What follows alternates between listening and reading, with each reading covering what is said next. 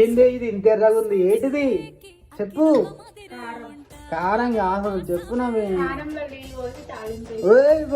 చెప్పు గాయస్, ఇదైతే టమాటా చట్నీ. మన అవ్వైతే మిర్చి వేసింది, వెరైటీ ఉంటది మొత్తం. ఇది దేంట్లోకి అనుకున్నారు?